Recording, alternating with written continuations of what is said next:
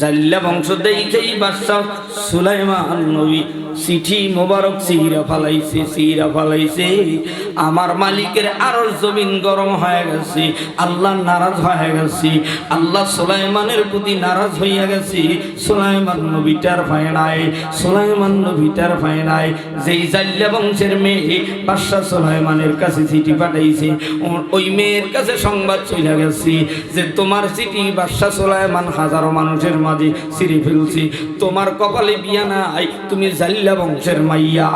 ও রিকশাওয়ালা, ভ্যানওয়ালা, দোকানদার, চায়ের দোকানদার, তবলিগের সাথী,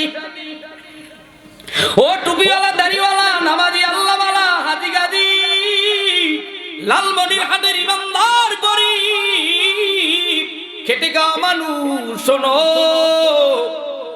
দুঃখ নাই, কষ্ট নাই, আমানতদারিও আছে, দিনদারিও আছে, তোমার মেয়ের ভিতরে সৌন্দর্যের অভাব নাই, গরিব হয়েছে, তাতে কি হয়েছে? একটা তুমি যেমন গরিব, তোমার মেয়েকেও তেমন একটু ভালো গরিব ছেলে দেইকা, আল্লাহওয়ালা দেইকা বিয়ে দিও, শান্তির অভাব হবে না, আমার মালিক তোমার কপাল খুইলা দিবে। কথা কও ঠিক কিনা? বাদশাহ সুলাইমানকে আল্লাহ বাদশাহী দিল, প্রত্যেক নবী রাসূলকে এক একটা মুজিজার বস্তু দিল। বিশ্ব নবীকে কোরআন দিয়েছে মুজিজার, সব নবীদের মুজিজা বিলুপ্ত হয়েছে, আল্লাহর নবী, আখিরি নবী, বিশ্ব নবী, পয়গম্বরের মুজিজা কোরআন আজও আছে রে বাবা। সুলাইমান নবীকে আল্লাহ রাব্বুল আলামিন মুজিজার আংটি দিয়েছে, মুসা নবীকে মুজিজার লাঠি দিয়েছে, এদের মুজিজা বিলুপ্ত হয়ে গেছে। অনেক লম্বা তবিল ঘটনা রে বাবা। বাদশাহ সুলাইমানের ঘটনা বলতেছি, একটু কর্ণপাত করো। এদিক বাদশাহ সুলাইমান ডাক দিয়ে কয়, প্রজারা, আমি বাদশাহ সুলাইমান বিবাহ করব। বিবাহ কোন হো? আরো জোরে। আগে কিন্তু চেয়ারম্যানের দিয়া এলাকার দুই গ্রুপ দিয়ে একটু বুঝাইছি, মোটামুটি বিবাহ দিবেন কোথায়, কেমনে কি, কথা কয় না, বিচারে ঠকবেন না, জিতবেন, প্রেম করে ধরা পড়বেন নাকি ফার্স্ট হইবেন, কোথায় কি দেখেন বাদশাহ সুলাইমান কেমন মেয়ে বিবাহ করতে চায়, আর শেষ পরিণতি কি হয় একটু বলবো কি? না, শুনতে চাইলে বলবো কি? তাহলে কোথাও ডানে বামে কুমকাম করা যাবে না, একটু করে মনোযোগ হবে। বাদশাহ সুলাইমান প্রজাদেরকে ডাক দিয়া বলে, ও প্রজারা, আমি একটা মেয়ে বিবাহ করতে চাই, যার ভিতরে 4 গুণ থাকতে হবে। 4 গুণ। কয় গুণ? আর জোরে, আর একটু আস্তে। ওনার বোর 4 গুণ না, এই জন্য 4 গুণ তো দূরের কথা, 1 গুণও কয় না। কয় হুজুর, যদি পারতাম আগে জানলে বিবাহের কাছেও যাইতাম না, এজন্য জবান দিয়ে কিছুই বলে না।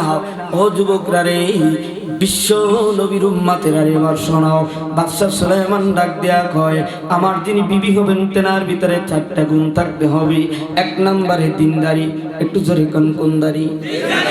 যারা আওয়াজ দেয় না মনে করবেন তাদের ঘরে দিনদারি নেই, আছেন বেদিনদারি।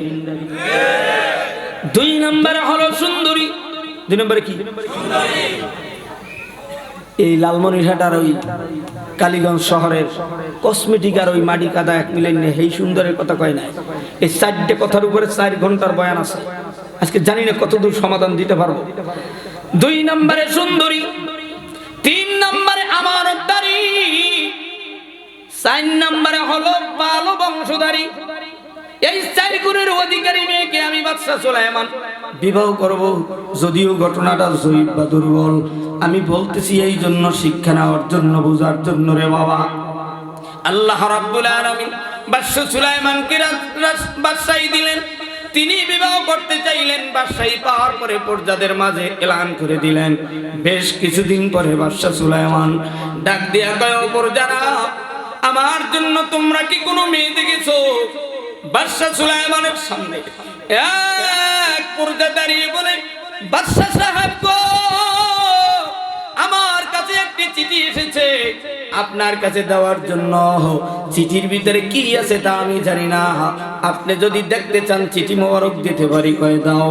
চিঠি মোবারক বাদশার হাতে তুলে চিঠি মোবারক খুইলা দেখি, 1 নম্বরে দিনদারি, 2 নম্বরে সুন্দরী, 3 নম্বরে আমানতদারি, 4 নম্বরে দেখে মেয়েটা জাল্লা বংশের মেয়ে, জাল্লা বংশ দেখেই বাদশা সুলাইমান নবী চিঠি মোবারক সিরা ফালাইছে আমার মালিকের আরশ জমিন গরম হয়ে গেছে, আল্লাহ নারাজ হয়ে গেছে, আল্লাহ সুলাইমানের প্রতি নারাজ হইয়া গেছে। সুলাইমান নবী টের পায় নাই যেই জাল্লা বংশের মেয়ে বাদশা সুলাইমানের কাছে চিঠি পাঠাইছে, ওই মেয়ের কাছে সংবাদ চলে গেছে যে তোমার চিঠি বাদশা সুলাইমান হাজারো মানুষের মাঝে ছিঁড়ে ফেলছি, তোমার কপালে বিয়া নাই, তুমি জাল্লা বংশের মাইয়া। ও রিকশাওয়ালা, ভ্যানওয়ালা, দোকানদার, চায়ের দোকানদার, তবলিগের সাথী, ও টুপিওয়ালা, দাড়িওয়ালা, নামাজি, আল্লাহওয়ালা, হাজি গাজি, লালমনির হাটের ইমানদার, গরিব, খেটে খাওয়া মানুষ, শোনো, দুঃখ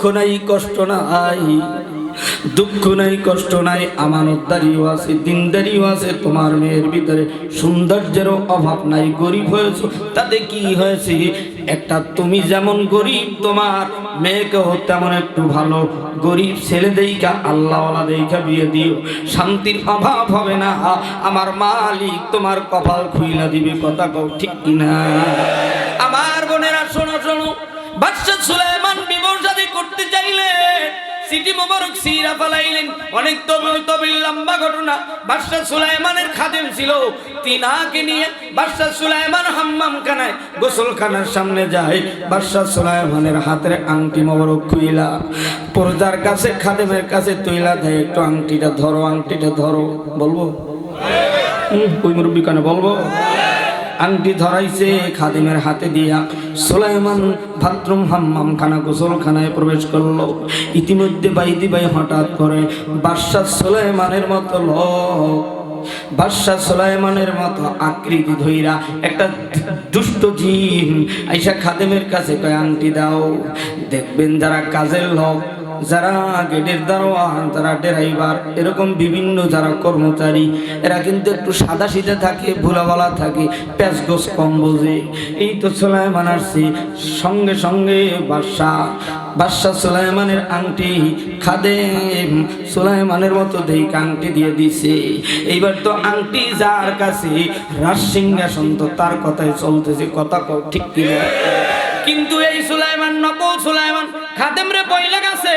আমার মতো যদি কোনো সুলাইমান আইসা তোমার কাছে আংটি চায়, তারে এমন ধাওয়া দেবা হাফ প্যান্ট যেন খুইলা যায়, শ্রীলঙ্কার মতো যেন প্যান্ট খুইলা যায়, দৌড়ানোর জায়গাও যেন পায় না। ঠিক বাথরুম থেকে আসল সুলাইমান বের হয়েছে। এখানে ওয়াজখানে প্রশ্ন করতে পারেন, সুলাইমান কি দেখে নাই কি গোসলখানা থেকে বের হয়েছে না হয়েছে? অনেক বড় লম্বা ঘটনা, অত দূর যেতে চাই না। শেষ পর্যন্ত খাদেম ডাক দিয়া কয়, খাদেম রে এই নকল সুলাইমান কয়, আমার মতো যদি কেউ আইসা তোমার কাছে আংটি যায়, তারে ঘন দোলাই দেবা, এমন দোলাই দেবা যেন রাজসিংহাসনের কাছে না আসতে পারে, ঠ্যাং ঠং ভাঙ্গে আতুর বানায় দেবা। আমি আলামিন সাহেবেরও যারা ঠ্যাং ঠং ভাঙতে যাও আর মামলা দিতে যাও, এই দেশে 17 বছর কেউ পারে না, আল্লাহর ফজরে মরণ পর্যন্ত কেউ পারবে না। তবে তওবা করেছি, জীবনে কারো উপকার করব না। আজকের এই মাহফিল থেকে বইলা যায়, এমন কোন বাপের পুত নাই বাংলার মাটিতে কোনো কিছু করবে। কথা বলো ঠিক কিনা? আল্লাহ যদি ধরা না দেয় কেউ কিছু করতে পারে না। এ যুবকরা রে, বাদশা সুলাইমান আসল সুলাইমান হাম্মাম খানা থেকে বেরিয়ে খাদেম রে কয় আংটি দাও। আংটি কোনটি? আস্তে করে জোরে কর, আরো জোরে। শেষ পর্যন্ত খাদেম কয় বাদশা সুলাইমান রাজসিংহাসন চালায়। ওই রাজসিংহাসনের দিক তাকে আসলেই তো চালায় বাদশা আসল সুলাইমান। সামনে আগাইছে, পাবলিক এমন ধাওয়া দিয়েছে, দেখ এইটা আবার কে সুলাইমান দাবি করে। আসল সুলাইমান বুঝতে মোটামুটি পারতেছে আমি কার সিটি ছিঁড়ে ফেললাম, কার সিটি মোবারক ছিঁড়ে ফেললাম, কোন জায়গায় লাগা দেশ। ও যুবক, তুই বুঝবি, আজ বুঝবি না, কিছুদিন পরে বুঝবি। ঠ্যাং ভাঙবি না কি ভাঙবি, কয়েকদিন পর বুঝতে পারবি। থাপড়াবি আর দিবি গাই, আর কান্দি আর বুঝবি রে ভাই, একটু পরেই বুঝতে পারবি। ও যুবকরা রে, ও মুসলমান ইমানদার, বাদশা সুলাইমান আসল সুলাইমান রাজসিংহাসনের কাছ থেকে কাঁদতে কাঁদতে যে মেয়ের চিঠি ছিঁড়ছিল সেই মেয়ের বাড়িতে এক দিরহামে তার বাবার সাথে নৌকায় জাল মারতে যায়, এক দিরহামে কাজ করে বহুদিন পর্যন্ত। জেলেওয়ালা ডাক দিয়া কয়, বাবা তুমি তো বিবাহের উপযুক্ত হয়েছো, তুমি কি বিবাহ করেছো? কয় না না। তা তুমি একটু বলো আমার বাড়িতে কয়জন লোক আছে? কয় চাচা আপনি আছেন, চাচি আছে, আর আমি আছি, এই তিনজন। কয় না বাবা, আমার বাড়িতে একটা নেককার দিলদারি আল্লাহওয়ালা আমানতদারি সুন্দরী আমরা জানলে বংশ দেখে আমার মেয়েটা কেউ নাই না বাবা। তুমি যদি প্রস্তুতি নাও আর কয়দিন বালিশ লইয়া ঘুমাবা আর কাকা কানবা, তুমি যদি রাজি হও আমার মেয়েটা তোমার কাছে দিতে চাই। এই দেশের কলেজ ভার্সিটির ছেলে মেয়েরা প্রধানমন্ত্রীর কাছে একটা চিঠি দিয়েছিল তার সাথে একটা ভালোবাসা করার জন্য। আমার দেশের প্রধানমন্ত্রী চিঠি মোবারক সিরা ফলাইছে। ও যুবকরা রে, বাটে ফলাই দিয়া বলছে এদেরকে খতম করো, এরা আমার লোক না। আমিও বলি, আমরাও বলি, তুমিও আমাদের লোক না। কথা কও ঠিক কিনা? আমার যুবক ভাইরা রে, বাদশা সুলাইমান যখনই এই চারটা কথা ওই জেলেওয়ালার জবান দিয়ে শুনছে যে দিনদারি আমানতদারি সুন্দরী জাল্লা বংশ দেখে আমার মেয়ে কেউ নেয় না, তখনই সেই সিটি সিরার ঘটনা মনে পড়ে গেছে। আমি তো রাজ সিংহাসন প্রজাদের সামনে এমন একটা ঘটনা ঘটাইছিলাম, সিটিতে পেয়েছিলাম, কিন্তু কার বাড়ি আসলাম তখনই টর্নেডো লইরা গেছি টর্নেডো লইরা গেছে, কার বাড়িতে আসলাম। এবার কয়, ও বাবা তুমি কাঁদতেছো কেন? জেলেওয়ালা ডাক দিয়ে কয়, মুখ বেজার কেন? কয় এমনি এমনি। আসল ঘটনা কয় না যে আমি বাদশা সুলাইমান। আর একটু জোরে কোন ঠিক কিনা বলবো? মালিক ইয়াউমিদ্দিন, একটু জোরে কোন। বিচার দিনের মালিক কে? ইজ্জত দেওয়ার মালিক কে? বেইজ্জতি করার মালিক কে? কষ্ট পাইতেছে? কষ্ট হইতেছে। হুজুর এত বছর চা ডাল খাইলাম, এখন কি কই থেরি? আল্লাহ হেদায়েত দেব। জোরে কোন। আর একটু আস্তে কোন। বলবো না থাকবে। এখন কিন্তু একটা ধাক্কা আসবে প্রচন্ড আকারে, ঝড় তুফান সিডারের মতো 2007 সালের মতো। এই ধাক্কাটা খেয়ে যারা সামনে যেতে পারবেন তাইলেই কিন্তু বুঝবে যে আপনি আসলেই আপনি বাংলা প্রেমিক, আপনি এই দেশের মানুষ প্রেমিক, আপনি দিল্লি প্রেমিক না, আপনি আমেরিকা প্রেমিক না, আপনি মদিনা প্রেমিক, আল্লাহ প্রেমিক, কোরআন প্রেমিক। কথা বলুন ঠিক কিনা? আমার মুসলমান ভাইরা রে শোনো, মালিক ইয়াউমিদ্দিন, একটু আওয়াজ দিয়া কও বিচার দিনের মালিক কে?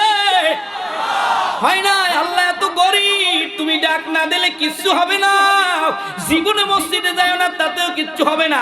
আল্লাহকে ডাক দেওয়ার জন্য, সেজদা দেওয়ার জন্য ফেরেশতা নিয়োজিত আছে, রুকু দেওয়ার জন্য ফেরেশতা আছে, সেজদা দেওয়ার জন্য ফেরেশতা আছে, কোরআন পড়ার জন্য ফেরেশতা আছে। তুমি আমি না বললে তাতে আমার মালিকের কিছুই হবে না। আল্লাহ বলে ডাক না দিলেও তাতে আমার মালিকের কিছু হবে না, যে ডাক দেবে তার ফায়দা হবে। এবার একটু আওয়াজ দিয়া বলো, সমস্ত ক্ষমতার মালিক কি? বাদশা সুলাইমান ডাক দেয়া কয়, ও জেলেওয়ালা চাচা যান, আপনার মেয়ে যদি দিতে চান আমি যুবকের কাছে দেন। যেরকম মারহাবা, আপনি যদি দিতে ভালোই লাগে তো দিয়ে দেন, সমস্যা কি? কেন? সেও তো রাজি। কথা কেনা? क्या करेंगा काजी? काजी को आमिও তো লিখতে রাজি। কথা কেনা? শেষ পর্যন্ত দিয়া দেয়। বিবাহ শাদী কমপ্লিট। দেখবেন আমগো বরিশালে মাছ আসিরা আছে, যাও আজকে একটু বাজারে যাও, দেখো বড় মাছ আছে কিনা, জামাই হইছে নতুন জামাই। কথা কেনা? আবার যদি বাবাই খেতে খামারে কাজ করে নৌকা জাল নিয়ে ইলিশ মাছ মারে, তাহলে কিন্তু বিবি সাহেবরা কয় আজকে একটু উজু টুজু কইরা নৌকায় উঠো, দেখো বড় ইলিশ মাছ পাও কিনা, জামাই রে আজকে খাওয়াবো। কথা কয় না? এই জেলেওয়ালার বিবি ডাক দিয়া কয়, ও স্বামী গো, এই নতুন জামাই নিয়ে আজকে জাল নিয়ে নদীতে যাও, দেখো বড় মাছ পাওয়া যায় কিনা। আল্লাহর নামে দুই জামাই শ্বশুর নদীতে যায়, এদিকে কোন পাবলিক নকল সুলাইমান জি হাতে আংটি নিয়ে চুরি কইরা। কথা কয় না? দেশ চালাইতেছে অবৈধ ভোট নিয়া। কথা কয় না? কথা কয় না? জোরে কর ঠিক কিনা? বোবা মুসলমান কেগো লাগে কমুয়ার কথা, মাহফিল টেবিল আর ভাল লাগে না। কথা কয় না? আমার মুসলমান আব্বা জানেরা কয়, এইনে দে এইনে দে। আরে যুবকরা রে, এই দিন কিন্তু আরো আসতেছে ভয়ঙ্কর। তারা তো যেমনি তেমনি ছিল, সম্মান করত। সামনে কিন্তু আসতেছে, সম্মান তো দূরের কথা, দাড়িওয়ালারে ধরে কইবে এইখানে দে। আর তোরা মুসলমান যদি সিটিংবাজি করো, কোরআনের সাথে অপমাননা করো, হাতে হাতে পায়ে পায়ে রাস্তাঘাটে অপমানিত হতে হবে। এবার যদি ঐক্যবদ্ধ না হও, কথা বলো ঠিক কিনা? মুসলমান যুবক ভাইরা রে, ও ইমানদারিরা রে, শোনো। বাদশাহ সুলাইমান, নকুল সুলাইমান সিংহাসন চালায়, এদিকে পাবলিক শ্রীলঙ্কার মতো এমন দাওয়াত আছে, নকুল সুলাইমানের প্যান খুইলে ফেলাইছে। দেখে বাদশার ব্যাংবারে সব খালি হয়ে গেছে, আংটি লয়ে জিনদেছে উড়াল। ওদিকে নদীর ভিতরে আসল সুলাইমান শ্বশুরে লইয়া জাল ভাই। নকল সুলাইমানের হাতের থেকে আংটি মোবারক নদীতে বইরা যায়।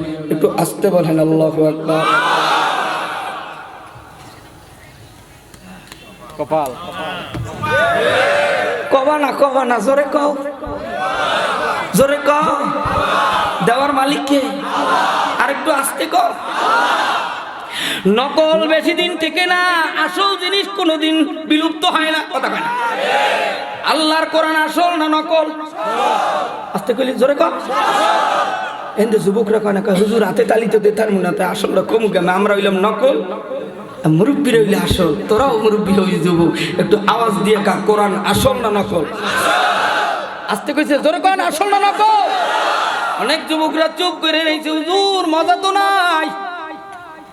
জান্নাতের মজা ঘেরান স্বাদ যদি পেতে চাও, দুনিয়ার কেউ তোর বাড়ির হালুটি। আমরা তোমার ইবাদত করি, তোমার কাছে সাহায্য চাই। একটু আওয়াজ দিয়ে বলেন, সব কিছু দেওয়ার মালিক কি? আল্লাহ বলে, পৃথিবীর মানুষ শোনো। বলেন নবী সাল্লাল্লাহু আলাইহি ওয়াসাল্লাম, ইন্নামাল আমালু বিন্নিয়াত।